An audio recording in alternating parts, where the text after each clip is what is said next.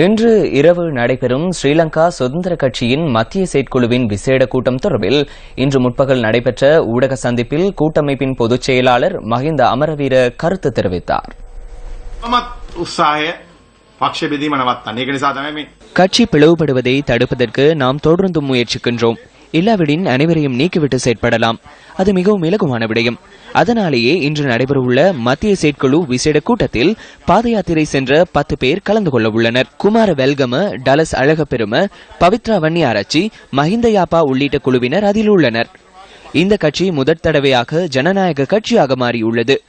ஒவ்வொருவரும் தீர்மானம் எடுக்கும் கட்சி அல்ல. ஜனாதிபதி தனியாக தீர்மானம் எடுப்பதில்லை.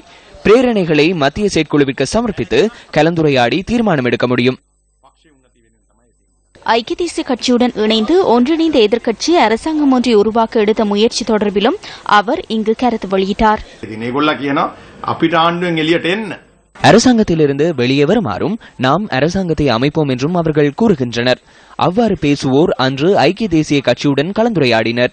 தேசிய அரசாங்கத்தில் தற்போது அதிகளவானவர்கள் இணைந்துள்ளனர். அவ்வாறு அவசியமில்லை என்றும் ஐக்கிய தேசிய கட்சிக்கும் அரசாங்கம் ஒன்றை பெற்றுத் தருவதற்காக தமக்கு 6 அமைச்சுகளை வழங்குமாறும் கூறியுள்ளனர்.